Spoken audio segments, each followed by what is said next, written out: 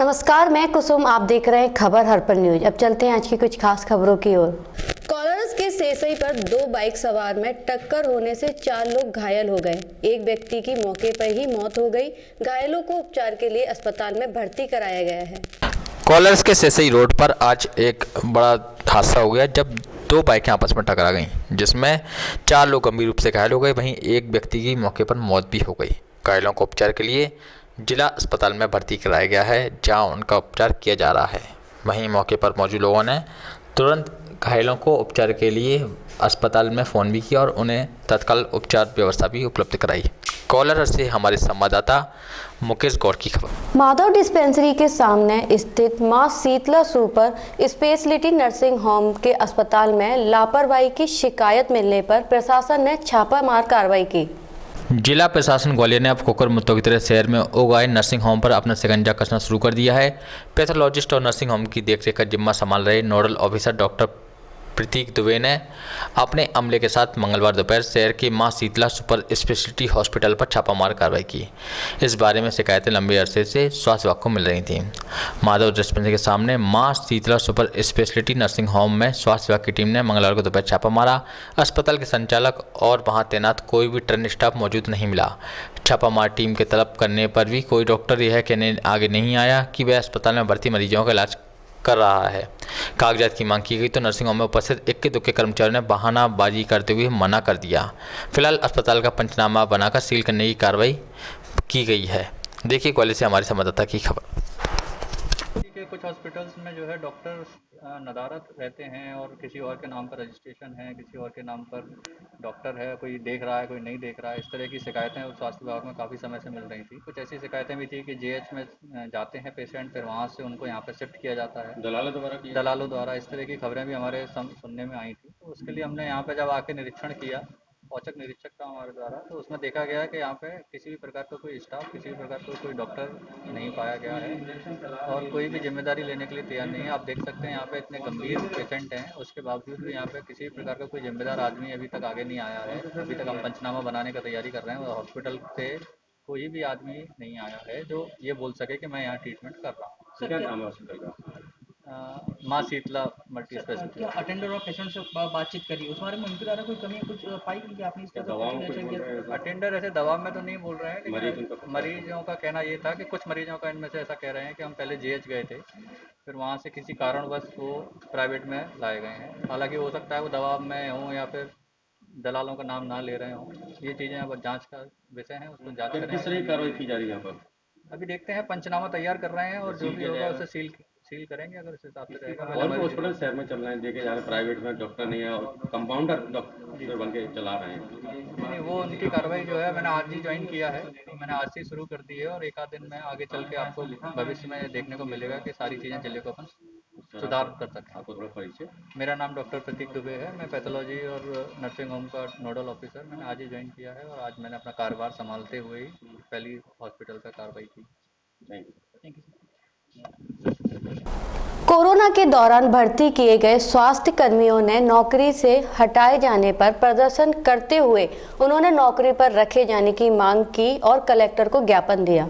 Corona काल में मध्य प्रदेश के स्वास्थ्य विभाग द्वारा हर जिले में की गई स्वास्थ्य कर्मियों की भर्ती को लेकर अब विवाद सामने आ गया है। दरअसल जब जरूरत थी तो इन लोगों के द्वारा स्टाफ नर्स, लैब टेक्नीशियन सहित अन्य पदों को भर्ती की गई, लेकिन अब इन पदों से इन लोगों को हटा दिया गया है, जिससे नाराज इन स्वास्थ्य कर्मियों ने अब हड़ताल का मन बना दिया और इनके द्वारा लगातार प्रदर्शन भी किए जा रहे हैं। इससे पूर्व भी ये लोग प्रदर्शन कर चुके हैं। इसी मामले में एक बार फिर फूलबाग चौराहे पर एकत्रित हुए स्वास्थ्य कर्मियों ने प्रदर्शन किया और पैदल रैली निकालते हुए ग्वालियर कलेक्टर कार्यालय पहुंचकर एक ज्ञापन भी सौंपा। उनका कहना था कि उन्हें स्थायी नौकरी प्रदान की जाए, क्योंकि उन्होंने अपनी जान जोखिम में रखकर कोरोना के दौरान कार्य किया और सरकार अब उन्हें नौकरी से निकालकर ऐसा इनाम दे रही है जिसकी उन्होंने कल्पना भी नहीं की थी। देखिए ग्वालियर से हमारे संवाददाता की यह खबर।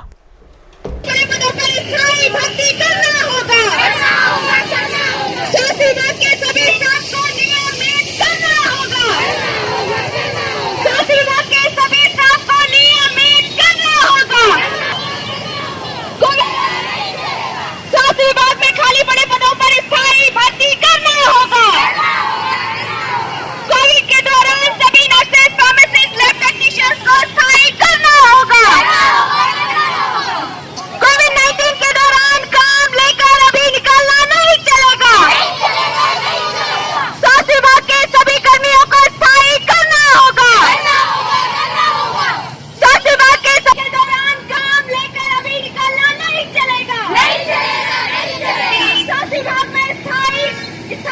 भर्ती करना होगा। कोविड-19 के दौरान स्वास्थ्य कर्मचारियों से काम लेकर अभी निकालना नहीं चलेगा। काम लेकर अभी निकालना नहीं चलेगा। कोविड-19 के सभी नर्सिंग स्टाफ को सफाई करना होगा। कोविड-19 के सभी नर्सिंग स्टाफ को सफाई करना होगा। कोविड-19 के नर्सिंग स्टाफ के साथ शासन की धोखाधड़ी नहीं चलेगी। भर्ती करना होगा। साथ ही रोड में खाली पड़े पदों पर सफाई भर्ती करना होगा। कोविड-19 के दौरान नर्सिंग स्टाफ से काम लेकर अभी निकालना नहीं चलेगा। शासन की धोखाधड़ी। कोविड-19 के दौरान काम लेकर नर्सिंग स्टाफ को अभी निकालना नहीं चलेगा। कोविड-19 नर्सिंग स्टाफ को निकालकर शासन की धोखाधड़ी नहीं सहेंगे। हम लोग कोविड-19 में काम करने वाले जितने भी कर्मचारी हैं वो सब लोग इकट्ठे हुए हैं अपना विरोध अपना प्रदर्शन करने के लिए कि सरकार जो हमारे साथ धोखाधड़ी कर रही है। हम लोगों को जब काम था, आप लोगों ने इतनी बड़ी महामारी थी, तब आपको जरूरत था, तब आप लोगों ने हमें रखा गया।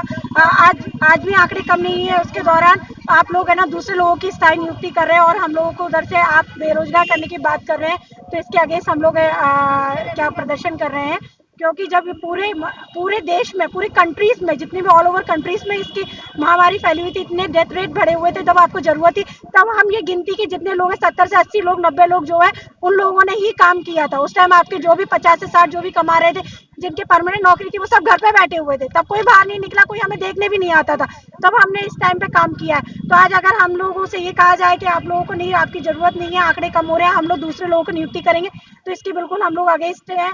क्योंकि आगे भी पीएम मोदी WHO से बात किए आदेश आ चुके हैं कि ये कोरोना कभी खत्म नहीं होगा। तो सब सेक्टरों में है ना कोरोना का अलग से वार्ड क्या स्टार्ट होना है। तो अगर कोविड-19 में स्टाफ को फर्स्ट प्रेफरेंस दे, तो वो हम लोगों को जो रखा गया था, जो हम 7-8 महीने से रेगुलर कर रहे हैं, उन लोगों को पहला प्रायोरिटी दिया जाए। इसके ऊपर हम लोग कहना चाहते हैं कि हमारे जितने भी मध्य प्रदेश में कोई भी स्वास्थ्य विभाग में, जैसे हॉस्पिटलों में वैकेंसी बहुत है, तो हम लोगों को परमानेंट नियुक्ति दी जाए। इसलिए हम लोग इसके ऊपर वो कर रहे हैं। आश्वासन हमें कई बार हम लोग सीएम शिवराज सिंह चौहान को, कई सारे विधायकों का हम लोग ज्ञापन दे चुके हैं। वो लोगों ने कहा कि हम लोगों से आगे आपके लिए करेंगे, सोचेंगे। सोचते 9 महीने हो गए। जब आपको है ना, आपको अपने आंकड़े कम करने थे, तब आपने हमसे बोला जरूरत नहीं है। जब फिर आंकड़े बढ़ के ठीक है अभी जरूरत है, फिर आप लोग का कहना है कि जो है ना गवर्नमेंट पॉलिसी जीएनएम की हो उनको नियुक्ति देंगे। तो फिर हम लोग जो छोड़ के नौकरी अपनी आए थे, जो अपने है ना 4-4, 6-6 सालों का एक्सपीरियंस है, तो हम लोगों का क्या है, हम लोगों को वैल्यू क्या गई। हम लोगों ने तो उस टाइम पे अपनी जान जोखिम में डाल के काम किया था। तो हम लोग चाहते हैं कि फर्स्ट प्रेफरेंस हम लोगों को दिया जाए। आचार्य श्री 108 ज्ञान सागर महाराज के देवलोक गमन पर लश्कर जैन समाज द्वारा विनयाञ्जलि सभा का आयोजन किया गया। वैसे तो दिगंबर धारण किए सभी संत हमारे पूज्य होते हैं, लेकिन आचार्य श्री ज्ञान सागर महाराज तो ज्ञान का भंडार थे। उनमें समाज के युवाओं के उत्थान का एक जज्बा था। वह कहते थे कि एक मंदिर का निर्माण से अच्छा है कि समाज का युवा IAS बने, डॉक्टर बने। वह समय समय पर युवाओं के लिए अनेक विषयों पर सेमिनार आयोजित करवाते थे। यह बात जैन समाज के वरिष्ठ समाज सेवी प्रेमचंद पांडवी ने जैन समाज जयसवाल धर्मशाला में आयोजित आचार्य श्री ज्ञान सागर महाराज की विनयाञ्जलि सभा में कही। ज्ञात हो कि 2 दिन पूर्व जैन धर्म के पूज्य आचार्य श्री ज्ञान सागर महाराज की 12 में साधना करते हुए समाधि हो गई थी, जिनकी डोल यात्रा में ग्वालियर के अनेक भक्तों ने भाग लिया। जैन समाज के प्रवक्ता ललित जैन ने बताया कि विनयाञ्जलि सभा से पूर्व समाज के वरिष्ठ समाज सेवियों ने आचार्य श्री के चित्र के समीप दीप प्रज्वलित किया। इस अवसर पर दिगंबर जयसवाल जैन मंदिर कमेटी के अध्यक्ष सुमचंद जैन, पुत्तरलाल जैन, सौरभ जैन, पालचंद जैन, मयंक पाड़िया, अजय जैन, डॉक्टर बीना जैन ने सभा को संबोधित करते हुए विनयाञ्जलि अर्पित की। गिनित संस्मरण है मेरे पास, या यूं कहूं कि मेरी जिंदगी का अगर पन्ना पलटा है तो आचार्य श्री के चतुर्मास के दौरान निरंतर 5 महीने का चतुर्मास 2004 में हुआ था, और इस वर्ष 2020 में भी 5 महीने का चतुर्मास सभी जगह हुआ है। वो लौण का महीना, वो 5 महीने आचार्य श्री के सानिध्य में पूरे संचालन करते हुए वक्त जैन मिलन ग्वालियर ने पहली बार ये दिखाने की कोशिश की थी, अब सारे सदस्यों ने मिलकर के, कि 2004 से पहले सन 1998-99 के आसपास परम पूज्य मुनि पुलक सागर जी महाराज का चतुर्मास हुआ था। उनका जो 2000 में, और वो चतुर्मास हुआ था चैम्बर ऑफ कॉमर्स के सामने जीवाईएमसी प्रांगण में। उस समय की जो भव्यता थी और 2004 के चतुर्मास की जो भव्यता थी, उसमें जमीन आसमान का अंतर था। ऐसे प्रेम और करुणा से भरे हुए उपाध्याय श्री का चतुर्मास ग्वालियर को बहुत कुछ दे करके गया है। बहुत कुछ लोगों ने नियम पालन किया है, बहुत कुछ लोगों ने उनकी इस चर्या का जो अनुसरण किया है वो काबिल तारीफ है। पूज्य आचार्य श्री का ये वाला जो चतुर्मास हुआ था, ये 33वां चतुर्मास था। जब से ग्वालियर में 2004 से लेकर के 2020 के 16 साल के अंतराल में जितने चतुर्मास हुए हैं, शायद 3 या 4 साल का अंतराल कभी ऐसा रहा है कि जब मैं आचार्य श्री के दर्शन करने किसी साल नहीं जा पाया हूं। 3 या 4 साल की मेरे को याद है। मैं एक संस्मरण सुनाकर, संस्मरण तो उनके अनेक है मेरे पास, इतने संस्मरण है कि उनकी मैंने करुणा भी देखी है, उनका प्रेम भी देखा, उनका वात्सल्य भी देखा है, और उनका मैंने वो भी रूप देखा है जो शायद बहुत लोगों ने नहीं देखा है। एक संस्मरण, दिल्ली में चतुर्मास चल रहा था, बाहुबली इंक्लेव, और वहां पर एक विधान हो रहा था। पंडित जय निशांत जी टीकमगढ़ वाले विधान करा रहे थे।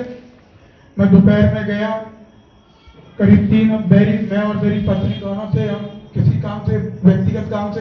नगर पालिका निगम ग्वालियर एवं नगर पालिका डबरा के बाड़ों के आरक्षण की प्रक्रिया मंगलवार को कलेक्ट्रेट कार्यालय के जन सुनवाई कक्ष में हुई। नगर पालिका निगम ग्वालियर एवं नगर पालिका डबरा के बाड़ों के आरक्षण की प्रक्रिया मंगलवार को कलेक्टर कार्यालय के जन सुनवाई कक्ष में हुई। आरक्षण की प्रक्रिया कलेक्टर श्री कौशल विक्रम सिंह द्वारा की गई। इस मौके पर एडीएम टीएन सिंह, अपर कलेक्टर रंकेश वैश्य एवं एसडीएम विनोद भार्गव उपस्थित थे। बाड़ों के आरक्षण के समय जनप्रतिनिधि की उपस्थिति में पूरी प्रक्रिया के साथ बाड़ों का आरक्षण किया गया। आरक्षण के पश्चात नगर निगम ग्वालियर की आरक्षण की स्थिति इस प्रकार है। वार्ड क्रमांक 1 अनारक्षित महिला, वार्ड क्रमांक 2 अन्य पिछड़ा वर्ग महिला, वार्ड क्रमांक 3 और 4 अनारक्षित, वार्ड क्रमांक 5 ओबीसी महिला, वार्ड क्रमांक 6 एससी महिला, वार्ड क्रमांक 7 जनरल महिला, वार्ड क्रमांक 8 अनारक्षित महिला, अन्य पिछड़ा वर्ग महिला सहित अन्य वार्डों का आरक्षण किया गया है। निगम ग्वालियर और डबरा के जो नगरीय निकाय हैं उनके वार्ड आरक्षण की प्रक्रिया यहाँ पे प्रस्तावित है। नगर निगम ग्वालियर के वार्ड आरक्षण की प्रक्रिया सभी लोगों के सम्मुख पूर्ण पारदर्शिता के साथ पूरी की गई। जो डबरा नगर पालिका है उसके आरक्षण की प्रक्रिया भी चल रही है, वो भी अभी पूरी हो जाएगी, जिसमें किस तरीके से वार्डों का आरक्षण हुआ है वो सभी लोगों को समझाया गया और सभी के सम्मुख उसका अनाउंसमेंट किया गया। कितना बदलाव हुआ सर जो वार्डों में? नहीं, आपने देखा कि कुछ जो बहुत सारे वार्डों में चेंज आया है। जनरल में जो महिला वार्ड हैं, इसी तरीके से जो दूसरे वर्गों के लिए आरक्षित वार्ड हैं उनमें भी चेंज आया है। निर्धारित प्रक्रिया के अनुसार चेंज आया है, सभी के सामने जो है उसको बताया गया। एंटी माफिया अभियान हम लोग शुरू कर रहे हैं। अभी आपने देखा होगा कि हमने एक दिन में मिलावटखोरों के विरुद्ध 5-5 एफआईआर की, फैक्ट्री सील की, लगातार हम लोगों ने कई कुंटल मावा सील किया, तो बसों पे केस बनाए, तो वो चल रहा है। इसके अलावा जमीन माफिया, राशन माफिया, जितने भी प्रकार के माइनिंग माफिया, सभी पे कार्रवाई करेंगे। हमारी प्रोसेस चल रही है, वो स्टार्ट भी हो गई है। धीरे धीरे आपको बहुत ही अच्छे रिजल्ट दिखेंगे। एकदम मिलावटखोरों में जो लोगों पे दोबारा केस बन रहे हैं उन पे हम एनएसए की कार्रवाई करने जा रहे हैं।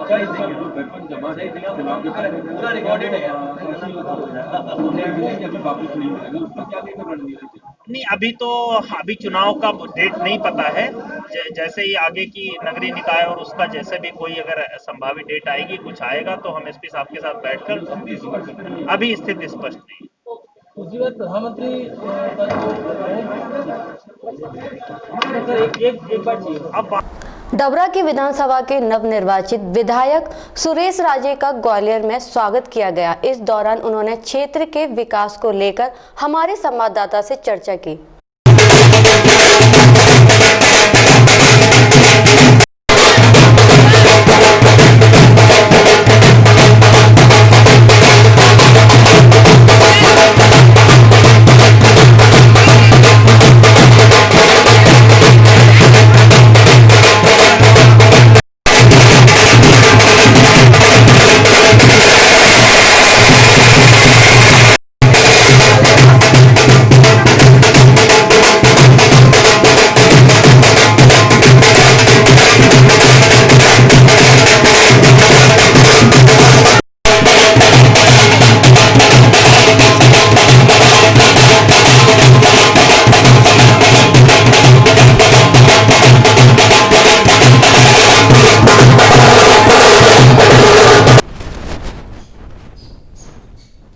हमारी इस दीपावली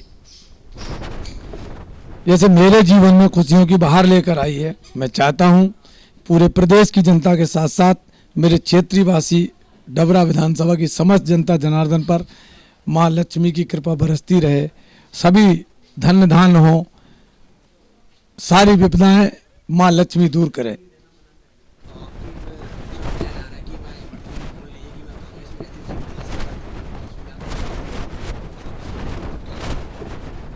नहीं, अब उन्होंने क्या कहा है, किस परिप्रेक्ष्य में कहा है, ये तो वही जाने। लेकिन हाँ, मैं अपनी जनता जनार्दन का, अपने इष्ट मित्रों का, शुभचिंतकों का, जो दल में थे उनका, जो दल में नहीं थे उनका, जिन्होंने प्रत्यक्ष अप्रत्यक्ष समर्थन किया, दिल की गहराइयों से मैं और मेरा पूरा परिवार, मेरी पूरी कांग्रेस पार्टी, सबको दिल की गहराइयों से दीपावली की हार्दिक शुभकामनाएं। उपनगर ग्वालियर स्थित श्री लाला गोकुल चंद जायसवाल जैन पंचायती मंदिर लोहा मंडी ग्वालियर में आचार्य श्री ज्ञान सागर जी महाराज के देवलोक गमन हो जाने से मंगलवार की शाम 6 बजे विनयांजलि सभा का आयोजन किया गया, जिसमें आए सभी मुनि भक्तों ने पूज्य आचार्य ज्ञान सागर जी महाराज एवं वीरनार गौरव आचार्य निर्मल सागर जी महाराज के प्रति अपनी विनयांजलि अर्पित की। यहाँ पर परम पूज्य सराफोद्धारक आचार्य ज्ञान सागर जी महाराज, जिनकी 15 तारीख को 12 राजस्थान में समाधि हुई, उनकी विनयांजलि के लिए यहाँ एकत्रित हुए। संयोग है, आज सुबह 4 बजे हमारे शाश्वत तीर्थ गिरनार पर, जिनके प्रयासों से गिरनार क्षेत्र का विकास कार्य चल रहा था, गिरनार गौरव आचार्य निर्मल सागर जी महाराज ने भी सुबह 4 बजे समाधि वरण किया। इस प्रकार से निरंतर 24 घंटे में हमने जैन समाज के 2 महानतम आचार्यों को खोया है। पूरी जैन समाज स्तब्ध है। हम अकेले ज्ञान सागर जी महाराज के प्रति व्यथित थे, जिन्होंने हमारे जैन समाज से भटके हुए बंधुओं को पुनः जैन धर्म में जोड़ा। उत्तराखंड, बिहार में